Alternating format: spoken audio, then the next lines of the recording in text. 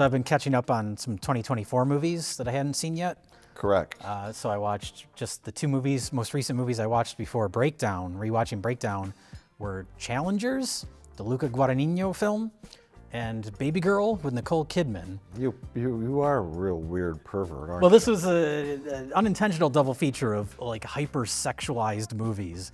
They're both just like, they're all about sex. Sex is like a metaphor for other things. Or in the case of Challengers, tennis is a metaphor for sex. So every time there's a tennis match in this movie, it's basically a sex scene. So those are the two most recent movies I watched. And then I rewatched Breakdown. And you get to the third act and all those cars are running into each other, ramming into each other, running through each other. And I was like, is this sex?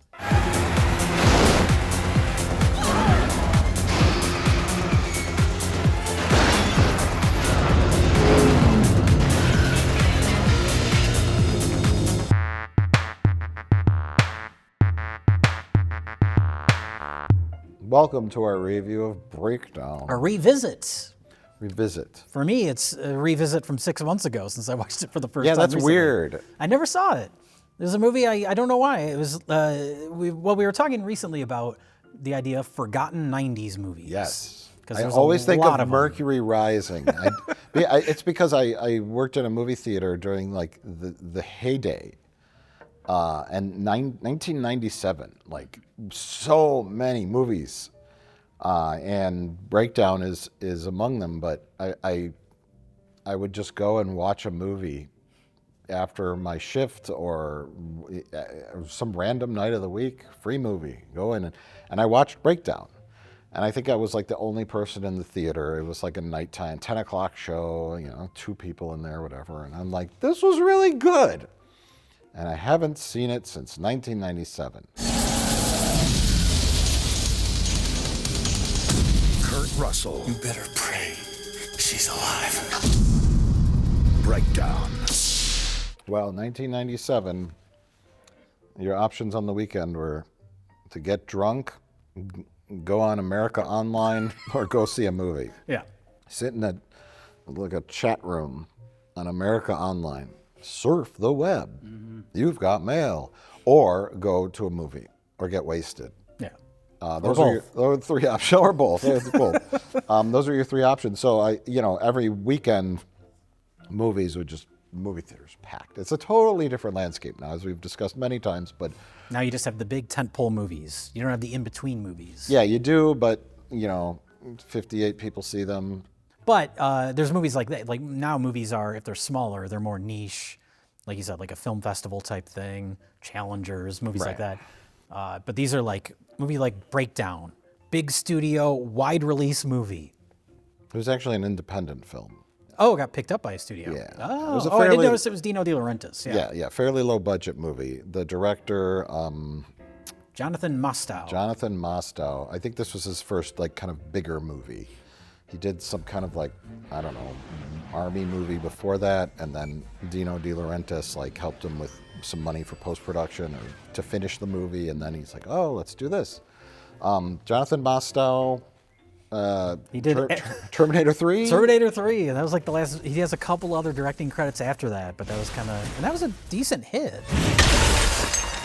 It's not very well liked, but it did okay. But you watch this movie and you can kind of understand why you would get the job doing Terminator 3. Sure. Because this is very There's like a truck. it's a truck, chase scenes, lots of practical stunts and effects work. James Cameron said, who did that movie with the truck? It's like George Lucas with David Lynch. Who directed that movie with all the sand in it? David Lynch? He took me upstairs and he showed me these things called Wookiees. R.I.P. R.I.P. We're celebrating him by talking about Breakdown.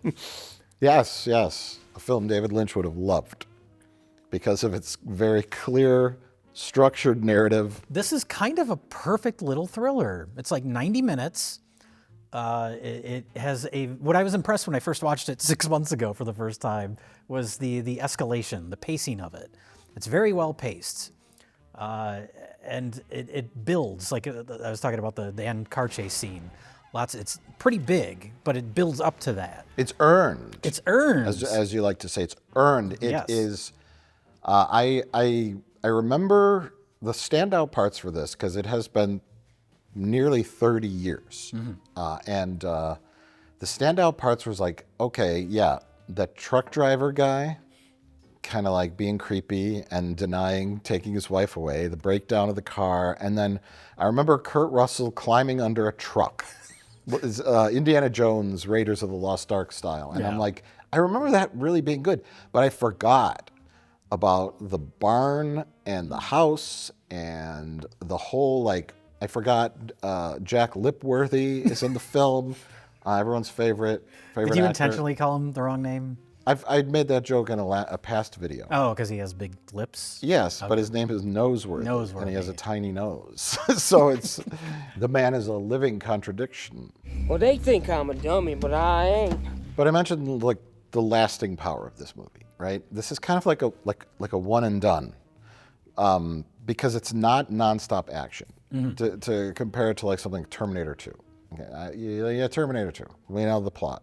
You know, the liquid robot's going to come back and try to kill Sarah Connor's son now. Yes. That is the plot of Terminator 2, yes. Although they could have just sent him back to 1984 before Arnold showed up and killed Sarah Connor first. Time travel movies. Time travel movies. Is Sarah Connor? No, she's at the club getting stabbed by some cop with metal knives in his arms. Oh no, I vanish. Anyways, but so Terminator 2, you watch it 100 million times because there's so many great action set pieces, and this is an action movie, but it's also like Hitchcockian thriller. Yeah. And that kind of unfolds and unravels, and it's like it's not great for a rewatch. It's a great little mystery movie to kind of like. You go along the adventure with Kurt Russell, who is mild-mannered Jeff Taylor from Boston, Massachusetts, and his wife, who's the actress? Kathleen Quinlan. Yeah. This is an Event Horizon reunion. Event Horizon came out the same year as this, and Jack Noseworthy and Kathleen Quinlan are both in that too. Hot dog. So They are traveling across country. So he has some kind of job change. they don't get into specifics too much because it doesn't really matter. Which is funny you bring that up, because there's the whole 10-minute intro. Oh, Did you not do your research for I did this, some Jay? research. I didn't have the Blu-ray. I didn't We'll have talk like about the that as bonus well. stuff. Okay. They set him up. He has bought this Jeep Grand Cherokee, which in 1997 was a nice car. I mean, Jeeps are still nice. They're expensive cars. And back then, this was like top of the line, expensive. Yes. And He's wearing his polo and his khakis. it's a rich East Coaster heading into redneck middle of nowhere. But suppose that rig of yours there is what you really need out here, huh? Why would you want a piece of shit like that when you got a ride like this? It's one of my favorite, and this was a 90s staple. I don't know if you would call it a genre or just a trope, but the upper class family whose life is terrorized by an outside threat. I love those movies, sometimes in kind of a guilty pleasure way, but yeah, The Hand That Rocks the Cradle, movies like that. And this fits right into that. I don't remember where I heard it. Someone somewhere referred to these types of movies as the yuppie nightmare movie. Snowballs? They still make this stuff? Kidding, it's probably gourmet cuisine around here. The script is tight. It's tight. Yes. The wife is like, she's charming, she's kind. He spent all of his money on this car. they're not rich. That's the yeah. They have the appearance though to these southern redneck characters. Yeah, as they being judge them based on what they're wearing. They have a nice car, Yeah. the Massachusetts license plate. So they're just they're one of their targets. This is an operation where they target unsuspecting travelers and extort money from them. So that's the plot, which isn't a mystery or anything like that. and they abduct Kurt Russell's wife Yes. early on. So the rest of the movie is him looking for his wife and discovering this But whole operation. She is. You could portray a wife in 1997 as two things: a hot trophy wife or a nagging nag, and she's neither. Yeah. She's nice. She's kind. She's not going, "You fucking put all of our money into this car," and she's not a ditzy bimbo. Right. Those are the two stereotypes for the wife. She's like a normal lady. You can choose between $90,000 or 90,000 donuts. And she's funny. She's looking at the wrapper for the donuts. She's like, $90,000 or 90,000 donuts. What would you do with 90,000 donuts? Sell them for 30 cents each and pay off this car. And also, you are with him from the very first frame of the movie to the very last frame of the movie. That's why it's funny you mentioned. And these are the kind of movies I like because I'm like with him and going, what decision would I make at this point? Yeah. Perfect protagonist. That's a big thing with this movie is, yeah, like I mentioned, the pacing of it. Like his slow kind of realization of what's going on and his logical attempts to deduce what's happening. Yeah. It's very methodical. The first act of this movie, when his wife is missing, he goes to that diner and he's like working out every possible solution that makes sense that doesn't immediately go to, oh no, there's danger. Yeah. And I liked that pacing. Yeah. And that's why Kurt Russell's great in this too. Like he plays that perfectly. Because the opening is, the redneck truck kind of cuts him off. Yeah. And then they go to the gas station and that truck is there. And the truck driver, big mustachioed cowboy hat man, starts chit-chatting with him at the gas station. And Kurt Russell is trying to be pleasant, he's trying to be cool. And then there's that moment where the truck driver says, like, you had a CB handle name, it'd be shithead. And Kurt Russell does this Shit like, for brains. shit for brains. Shit for brains. And then Kurt Russell has this moment of like, okay, here we go. Yeah, like, yeah. And he plays it, it's very like understated.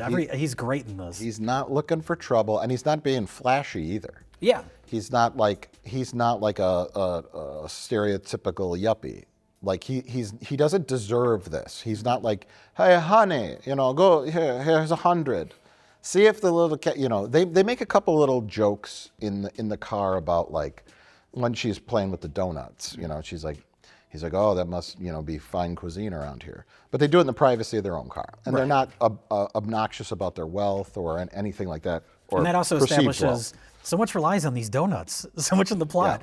Because that scene also establishes they're like 90,000, like that would be a lot of money to them. But also within the movie, there's little hidden things. Nothing's quite perfectly spelled out. Like the moment when the bad guy messes with his car, we don't see it. Mm-hmm. He has his hood up and he's like filling the gas tank up. The wife, I think she went in the store. I can't remember, but like obviously, and they don't flash back to it. Later the guy says, you shouldn't leave your fucking hood up. What the hell? I just thought of this movie with Clark Griswold. Come on, Dad. National Lampoon's Breakdown Vacation. Yeah, I'm just gonna get in the truck. I didn't see any. I saw them when you and Mom were trying to fold the map.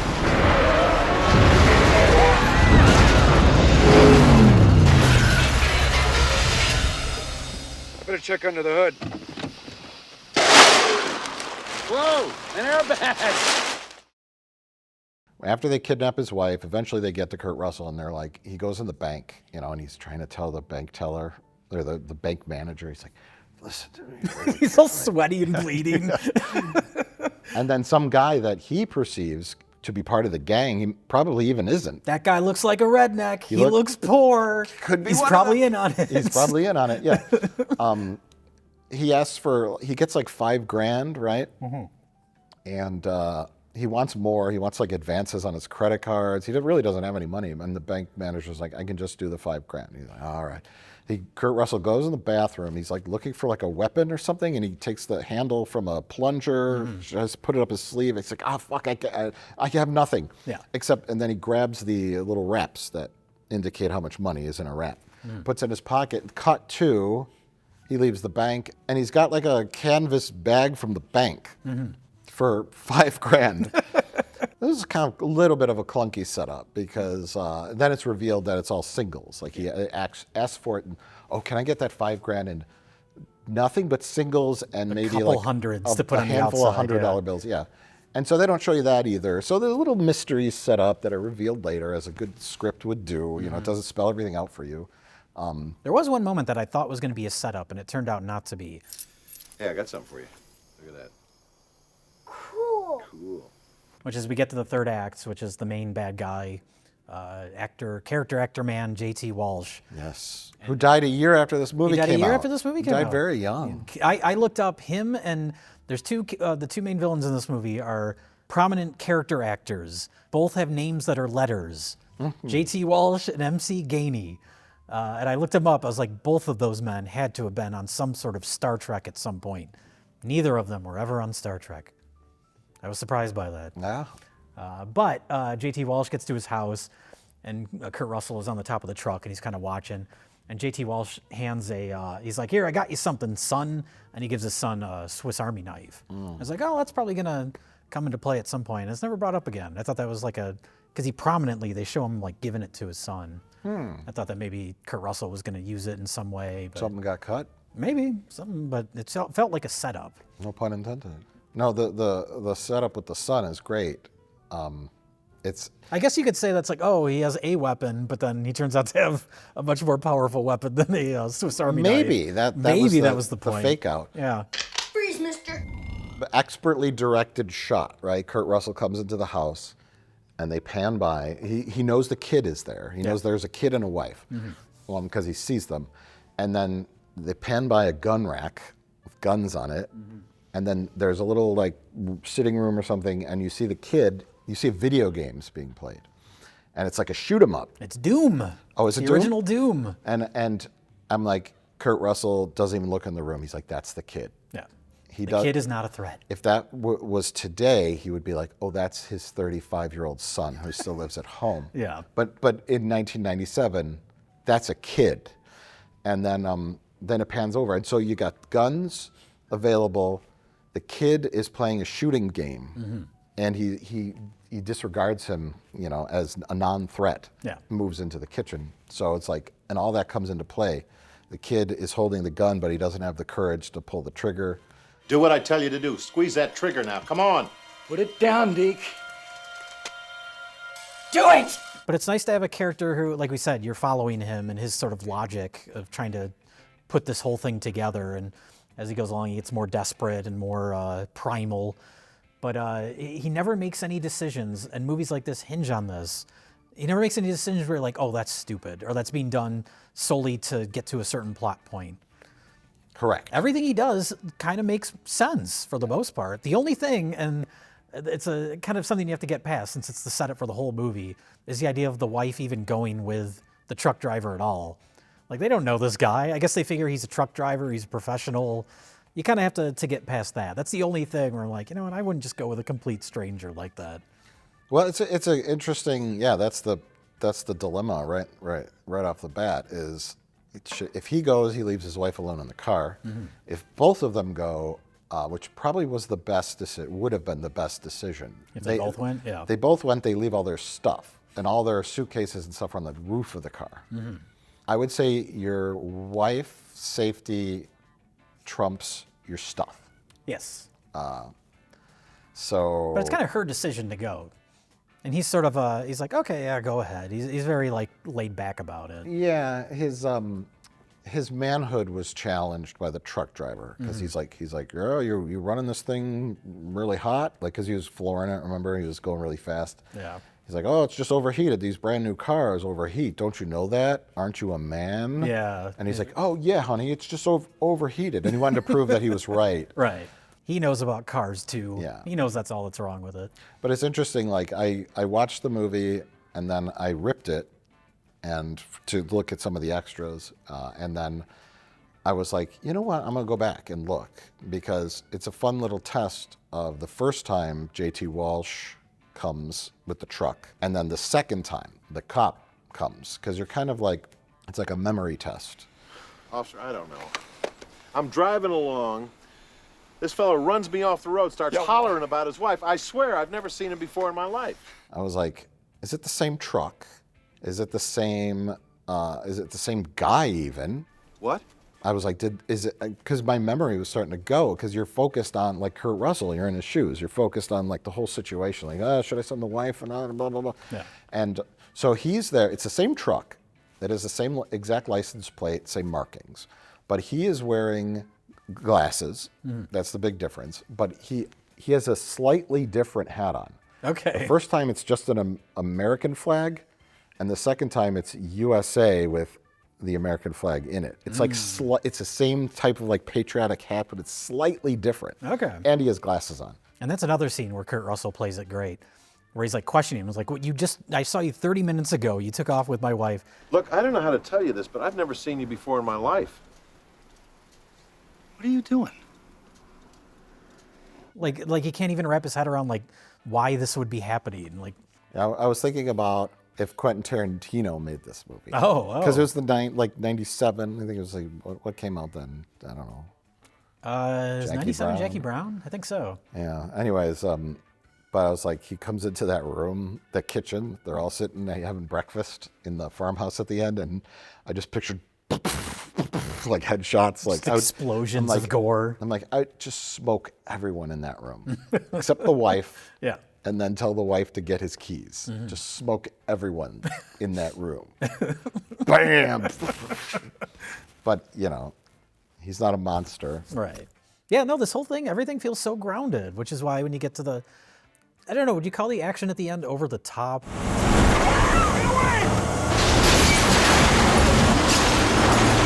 It's not really. It's like on the verge of it.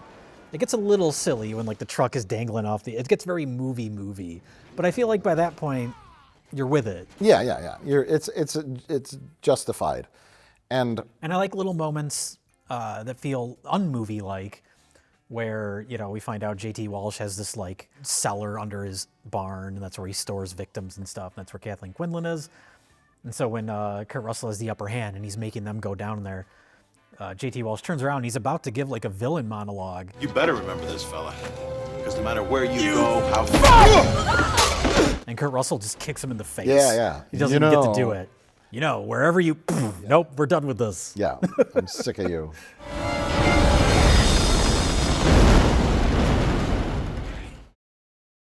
But let's move on to the broader topic. What is the flaw?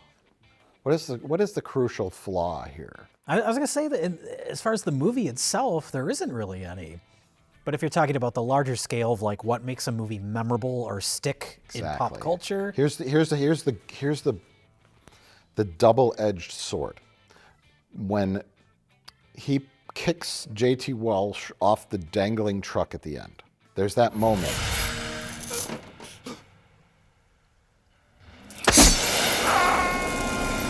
He doesn't say, "Yuppies rule."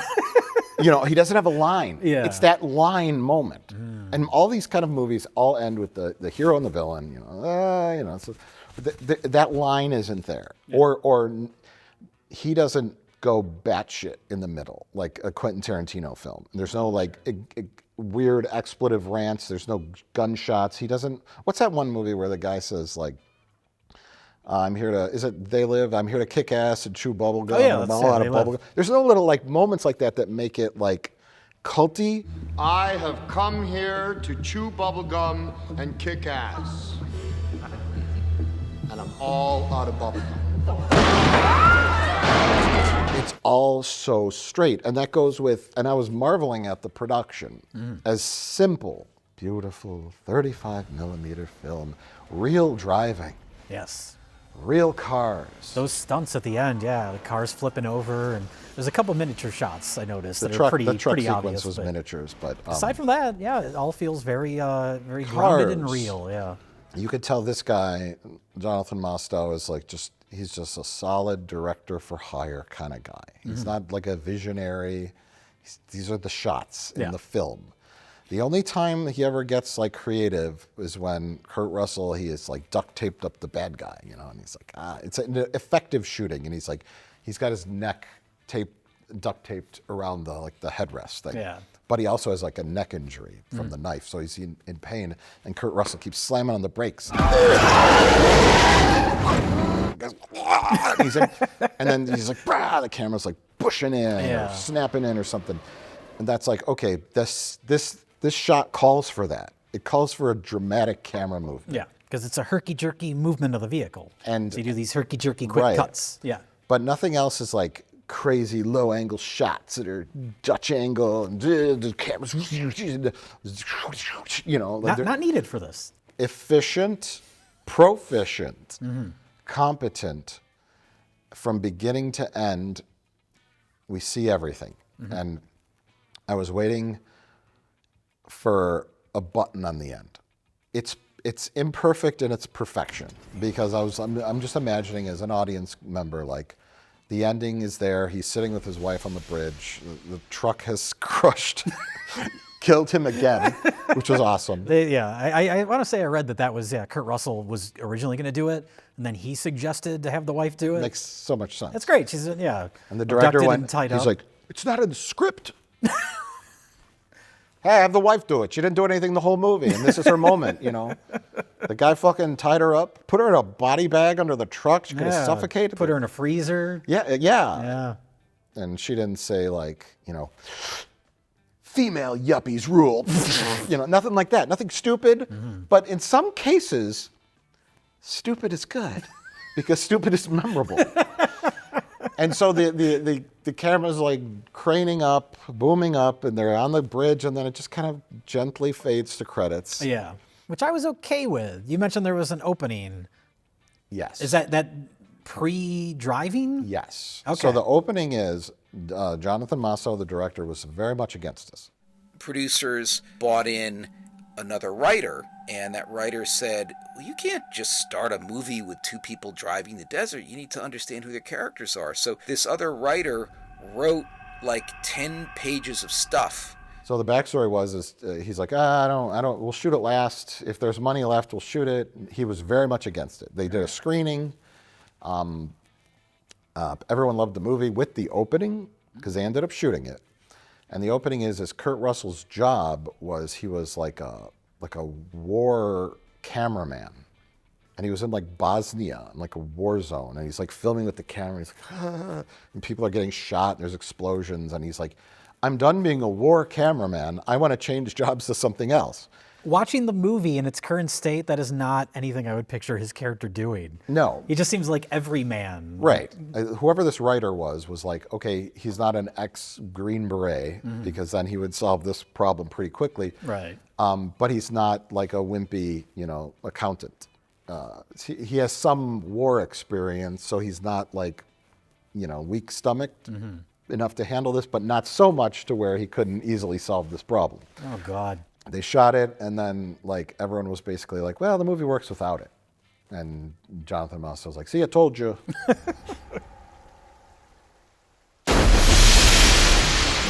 Yeah, to me, that backstory of him is not important. A button on the end, fade to black, fade back in, they're in their new house, you know, something happened. You want to go on a road trip to so-and-so? What? You know, a truck drives by and he sees a guy that looks like J.T. Walsh, and you know, he's triggered. Like the ending of Misery when he's at the fancy restaurant.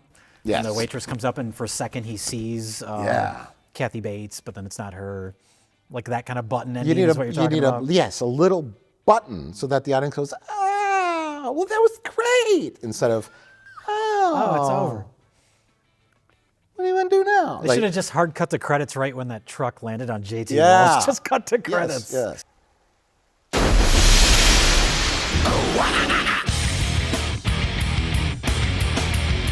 I don't know, whatever. You know what I'm saying. I do, yeah. Yes, that would have been great.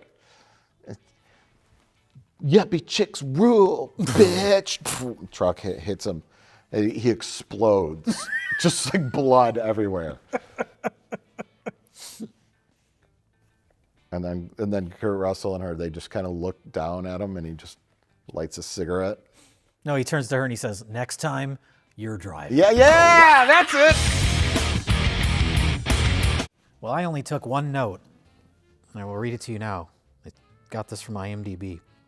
In 2014, Time Out polled several film critics, directors, actors, and stunt actors to list their top action films. Breakdown was listed at 90th place. It cracked the top 90. Someone was proud of that. Proud enough to put it on IMDb trivia. I mean, it's not, I wouldn't call this an action movie. I wouldn't either. It's more of a thriller. Thriller, yeah, with good action sequences. A yuppie nightmare thriller. Yeah. The only trivia thing I saw, I mean, you might have read it too, and it made me kind of like, I don't know, not dislike Kurt Russell, but I know nothing about Kurt Russell personally. Some people in Hollywood or some actors are like, oh, that actor's a huge asshole. Yeah. Or Everybody seems to like Kurt Russell well enough. I know he's been with Goldie Hawn for 60 years, and I've seen dozens of movies that Kurt Russell has been in. But on this film, I think they filmed it in Arizona somewhere. Yeah. So, oh yeah, he kept getting like helicoptered into the set or something. Yes. Yeah. His contract was 12 on, 12 off. So he was contractually obligated to be at home for 12 hours in LA. So they would shoot with him, and they'd have like an hour to shoot, and then they're like, oh, we gotta get him, and they gotta drive him to this helipad, and the helipad would take him to a private jet that would fly him from Sedona to LA. Yeah. He'd be at home exactly 12 hours, then a car would pick him up and take him back to the private jet and fly. And then I'm like, if that were me and I was sitting at home, sipping my Bloody Mary and watching the news or whatever I would be doing if I were Kurt Russell, I'd be thinking there was 200 people just sitting in the desert playing cards and twiddling their thumbs just waiting for him to come, because he's on every frame of film. Yeah. And I'm like, I would feel kind of bad about that. And also, maybe I wouldn't ever, ever, ever show up to some kind of like climate change rally. Do you know how much fucking metric tons of carbon I put into the atmosphere of the Earth by filming Breakdown? By commuting via private jet?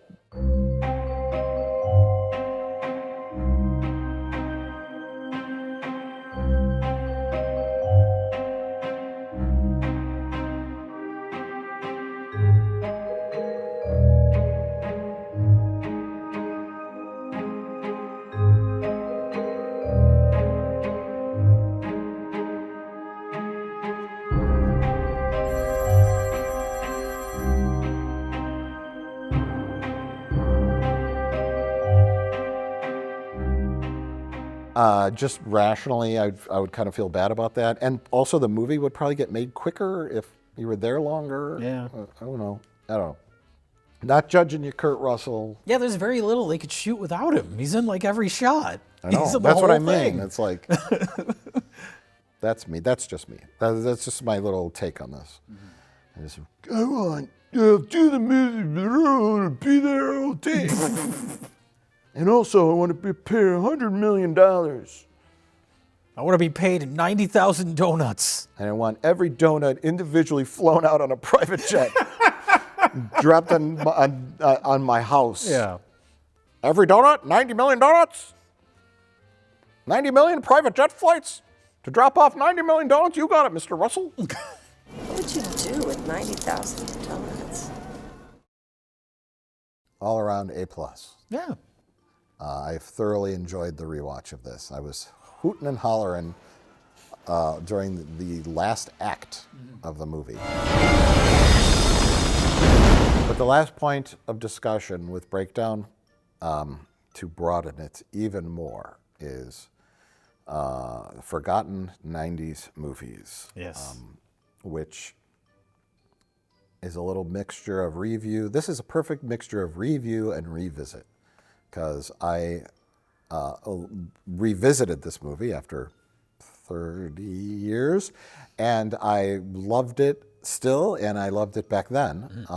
And it is kind of forgotten. I don't know. It's not really talked about. And the tiers of forgotten 90s movies, it's a little more towards the top.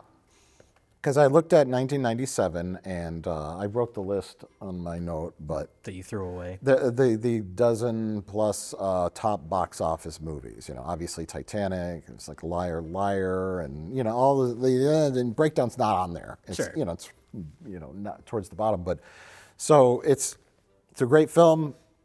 It's a little vanilla, well executed, quality thriller.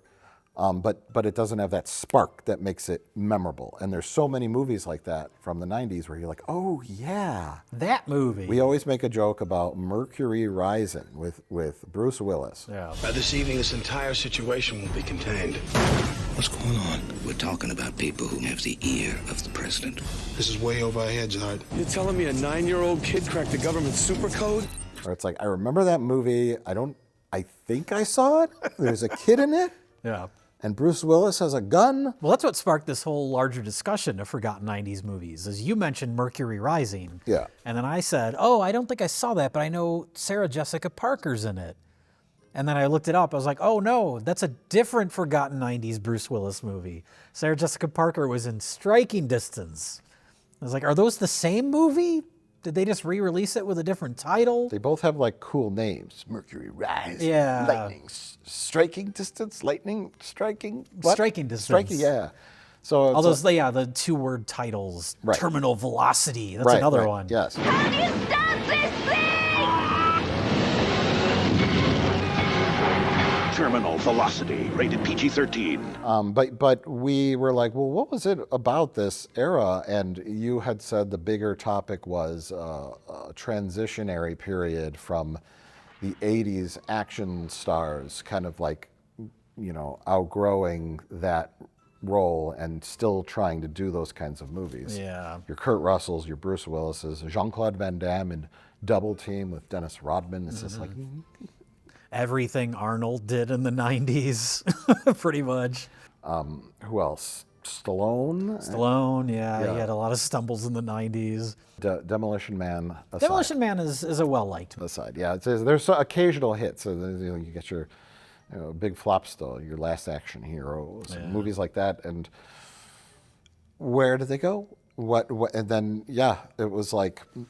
Titanic, The Matrix, those kind of changed the landscape of movies from the 80s style of action movies into something new, different. And a lot of the 90s kind of floundered as far as because you'd think of 80s movies.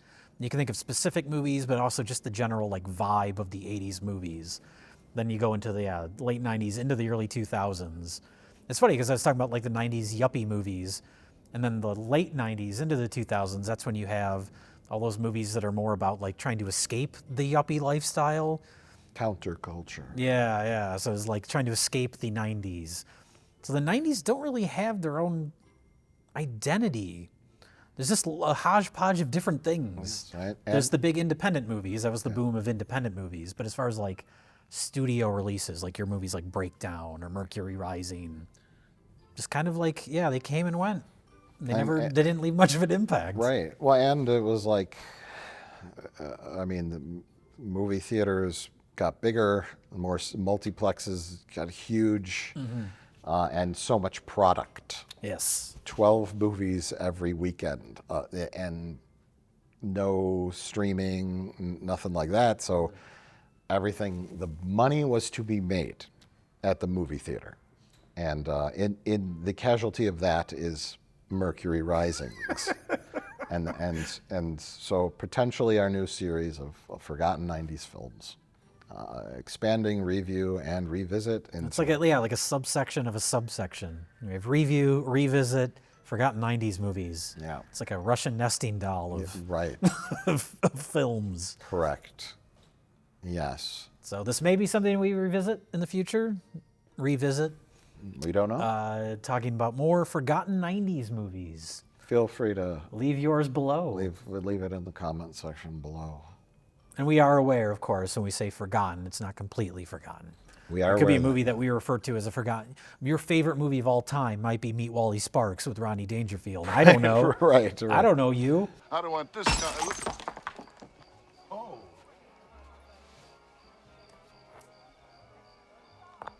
Me, Wally Sparks. Everyone's still talking about that movie. No, it's just you. Just you. But you don't have to tell us that. This is specifically our opinion. Right. We consider Meet Wally Sparks to be a forgotten movie. Yes. You may have posters up all over your home. Have action figures, dinnerware, plates. Props from the film. Props from the film. Rodney Dangerfield's microphone. You actually have Rodney Dangerfield. No movie is completely forgotten. We understand that. But movies that came maybe are okay. They're not all bad. They didn't last They didn't stick in the collective cultural psyche and whatever of the world. Well, that's my last thing then. Also, because I talked about confusing Mercury Rising with Striking Distance. For the longest time, I confused Breakdown with Black Dog. starring Patrick Swayze. Because I saw this movie, I think that's why I watched this. It popped up on just like recommended on Amazon or something. And I was like, oh, Breakdown. That's that movie where the bad guy is Meatloaf. Meatloaf isn't in this. Meatloaf's the bad guy in Black Dog. That's a forgotten 90s movie. Endless Not to that Trove. guy, it's not. And you know who I'm talking about. Black Dog's your favorite movie, and you watch it every night. Yeah. Go ahead and comment below. We know the comments. We know them before you write them. We know them before you write them. No, I'm asking how much the repairs are. Well, you can just keep your fucking money, Jeff. And I'll send you pieces of her from time to time. You're out of your mind.